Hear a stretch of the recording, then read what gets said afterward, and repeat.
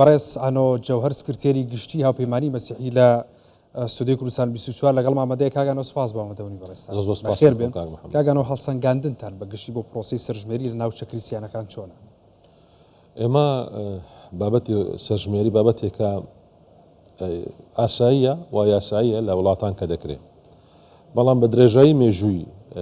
وڵاتی عێراق ئەم سەرژمێریە بە سیاسی کراوە و چەندین جار وەکو وەرەقەیەکی هەڕەشە لە لایەن ڕژێمەکانی دیکتاتۆر لە عێراق بەکارهێنراوە دژی هاوڵاتیانی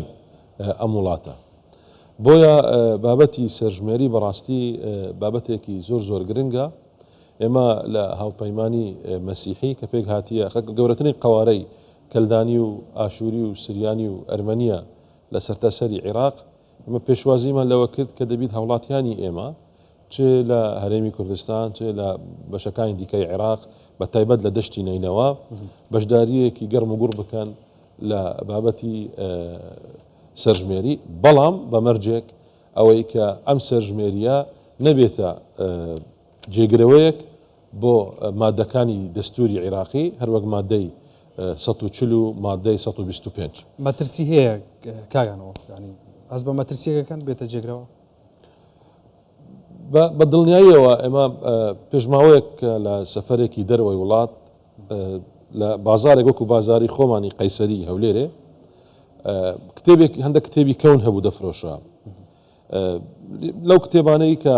توانین بەدەست بینم لەوێ کتێبێک بوو کە لە ساڵی 1989 لەلایەن وەزارەتی ئیعلامی ئەو کاتە تەقافە و ئیعلامی ئەو کاتەی ڕژێمی بەعسی گۆڕ بە گۆڕچوو چاپ کراوە. ئەم کتێبە کە باس دەکات باسی وتارەکانی سەدام حوسێن دەکاتن کە ئەو دیکتاتۆرە درندەیە لە نێوان ساڵی 70 هەتا ساڵی 88. ئەگەر وتارەکانی ئەو دیکتاتۆرانە ببینی کە چۆن دەستی پێکردیە لە ساڵی 70 هەتا 88 دەبینی کە چۆن ئەوان باس دەکەن بدایەت بە شێوەیەکی دیموکراسی و ئەوەیە کە هەر کاتێک کە ئەوان زەعیفن لە ڕووی عسکەری زەعیفن، لە ڕووی نیودەوڵەتی زەعیفن، لە ڕووی اقتصادی زەعیفن، دوایە کە ئەوان بەهێزتر دەبن چۆن خیتابیان دەگۆڕێ، چۆن هەر بابەتێک کە باس دەکەن مەسەڵەن بابەتی سەرژمێری باس دەکەن، بدایەت بابەتێکی سەرژمێری باس دەکەن وەکو کارتێک بۆ چارەسەرکردنی کێشەکان، دوای هەر هەمان بابەتی سەرژمێری هەر ئەم سەدامە باز دەکاتن وەکو کارتێک بۆ هەرەشەکردن و سەپاندنی ئیرادەی نەتەوەیەک لەسەر نەتەوەیەکی دیکە کە شەریکی ویە لە وڵات. بۆیە هەروەها بابەتی سەرژمێری بابەتێکە دەکرێت بەکار بهێنرێت لە بۆ زۆر شت، لە بۆ بابەتی اقتصادی، لە بۆ بابەتی تەندەروستی، لە بۆ بابەتی خزمەتگوزاری، زۆر کاری باشی لێ دەکرێت، بەڵام ئەجندایەکی مەخفی لە پێناو لێدانی قوارەیەک بەرامبەر بە قوارەیەکی دیکە پێکهاتەیەک بەرامبەر پێکهاتەیەکی دیکە نەبیت. بۆیە ئێمە لە بەیاننامەی هاوپەیمانی مەسیحی زۆر بەڕاشکاوی داوامان کرد کە نابێت ئەم سەرژمێری ببتە جێگرەوەیەک بۆ مادەی 125 و مادەی 140 و هەروەها بابەتێکی لەمە زۆر گرنگتر ئێمە وەکو کریسیانەکان ئەنجا کلدان بن، ئاشووری بن، سریان بن، ئەرمەنی بن، هەمومان پێکەوە زیاتر لە 90% ملەتی ئێمە لە دەرەوەی وڵاتە. دوای کوشتەرگەکانی سەیفۆ لە 1915 کوشتارگەی سمێل لە 1933 کوشتارگەی سووریا لە 1969 کوشتارگەکانی دواتر ئەمفال و سوتاندنی بە سەدان گوندەکانی ئێمە لە شێستەکان و تاکو ڕاپەڕینی مەزنی خەڵکی کوردستان و دواتر هەروەها ئەم درندایی قاعیدە و داعش و تەقاندنەوەی کەنیسەکان و کوشتنی کریسیانەکان و ئێمە زیاتر لە 90% لە دەروەی وڵاتن، یان لە وڵاتانی دراوسێنە یان لە وڵاتەکانی دیکەن. بۆیە ئێمە داوامان کردیە زۆر بەڕاشکاوەیی کە لە قۆناغێکی دیکەی ئەم سێژمێریە دەبی ئەم هاوڵاتیە کریسیانانەی کە لە دەروەی وڵاتن ئەوانش بە شێوەیەکی ئەگەر نزیک بەشێک بن لەم حساب. باشە ئەگەر نزیک بڕین، ینی دوای ساڵی 2014 و دوای داعش بەشێکی زۆری کریسیانەکان ینی لە دەشتی نینەوە بەغدایان بەجێ هێژ ڕۆشتن ینی ئەمە چ کاریگەرێکی لەسەر سەرژمێری بێ ئەم سەرژمێری ئێستاکەکرێ ئەم سەرژمێریەکە بۆ حاڵەتێک بەڵام لە ئێستاوە زۆر بەڕاشکاوەی ئەنجامەکانی ئەم سەرژمێریە نسبین ڕێژەین ڕاستەقینە نین لەبەرەوەی ملەتی ئێمە بە شێوەیەکی سروشتی وەختی خۆی لە تەبیعی بوو خەڵک لە شوێنێک بۆ شوێنێک دەچوون لەبەر بابەتی مەڕداری و لەبەر بابەتی زیڕاعە و لەبەر بابەتی جەفاف کە لە شوێنێک ئاو نەدەما خەڵک شوێنی خۆی دەگۆڕی بەڵام لەبەر بابەتی کارسەیەکی سروشتی بەڵام لە وڵاتی ئێمە کارەساتی دروستکرا و بەدەستی مرۆڤە درندەکان وەی کردیا کە ئەمڕۆ ئێمە ببینین بە سەدان هەزار کورد لە هەولێر و لە سلێمانی و لە دوهۆک دەچن بەرەو کەرکووک کە زیدی باب و باپیرانیانە هەروەها بە سەدان مەسیحی کە لە هەولێر و دوهۆک دەچن بەرەو دەشتینەینەوە کە زیدی باب و باپیرانیانە بۆیە تاکو ئەم لە مادەی 140 زۆر بەوازحی کە باس کراوە دەبێت بارەدۆخەکان تطبیع بکرێن دەبێت ئەم خەڵکە بگەڕێتەوە سەر زیدی باب و باپیری و دواتر ئیحسائێک سەرژمێریەکی ڕاستەقینە دەکرێتن کە ڕنگدانەوەی واقعی ڕاستەقینەی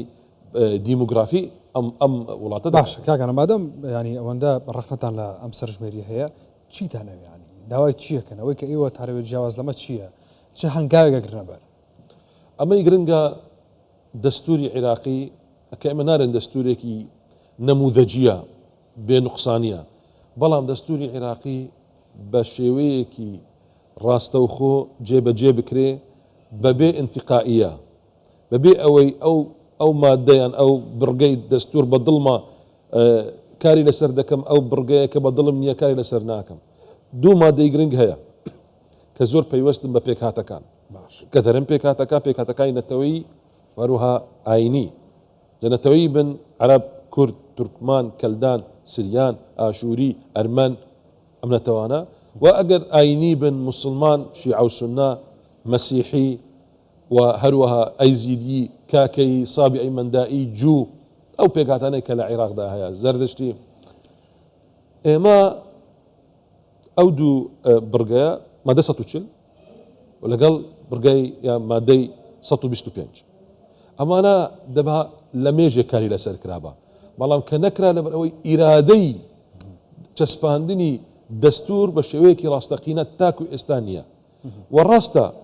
کارکتەرەکان لە بەغدا گۆدراینە دەموچاوەکان گۆدراینە بەڵام کە تەماشای کە کتێب کە ئەمن ئەو کتێبم خین لە نێوان ساڵی هەفتە هەتا 88 بەندە ماوەی 84 ئەم کاتا منداڵێکی زۆر بچووک بووم بە تەمەن یان هەر لەداگ نەبووم نەمنەزانی چ ڕوویدایە بەڵام کە کتێب دەخینین دەبینین کە دەموچاوەکان دەگۆڕن بەڵام تاکو ئێستا ئەم مێنتاڵەتیە ناڵێم لەکن هەمویان ئەو کاتەش لەکن هەمویان نەبوو بەڵام بوونی هەیە تاکو ئێستا و جێگای مەترسیە کە ئەم مێنتاڵەتیە ئەم عەقلیەتە تاکو ئێستا لە بەغدا ماوە زۆر باشە بڕیاری کۆنگرێسی ئەمریکا ژمارە 554 لەبارەی پێکهاتەکان لە عێراق چۆن هەڵەسەنجێنن ئەم بڕیارە کە دوێنێ برای لەسەردرا لە کۆنگرێسی ئەمریکی بڕیارێکی زۆر گرنگە و ئێمە لێرەدا سپاسی کۆنگرزمانەکان و کۆنگرزومانەکان بە تایبەت کۆنگرزمان مۆلینار و هەروەها کۆنگرزومان سلاتکن و گشت ئەو کۆنگرزمانەکان کە بە تایبەت لە ویلایەتی میشیگەن و لە ویلایەتەکانی دیکە کە پشتگیریان لە مافی پێکهاتەکانی ئاینی نەتەوەییان کرد بە تایبەت ئەوانەی کە تووشی جینۆسایت و کۆمەڵکوژی بووینە لە دەست تیرۆریستەکانی داعش چ ئەیزیدیەکان بن کریستیانەکان بن کاکەیەکان من و گشت ئەو پێکهاتەکانی دیکە بەڕاستی ئەمە بڕیارێکی دڵخۆشکەرە کە لە کۆنگریسی ئەمریکا دەربچیت و پشتگیریکردن لە مافەکانی پێکهاتەکان و پاراستنی ناوچەکانیان و دەستپێکردن بە داواکردنی فەرمی لە حکوومەتی عێراقی کەوە ئەم پێکاتانە دەبیت پشگیری بکەن تاکو شوێنەکانی خۆیان ناوچەکانی خۆیان نۆژەم بکەنەوە و قەرەبوو بکرێنەوە بگەڕێنەوە سەر زیری باب و باپیرانیان و ئەوان بە خۆیان ئیدارەی خۆیان بکەن کە ببتە بەشێک لە سیاسەتی دەرەوەی ئەمریکا ئەمە جێگا دەستخۆشیە و دەستخۆشیان لێ دەکەن. بەڕێز ئانۆ جەوهەر سکرتێری گشتی هەڵپەیمانی مەسیحی سوپاس بە ئامادەبوونی بەڕێستان کاگەنەوە بەخێر بێت. زۆر سپاس.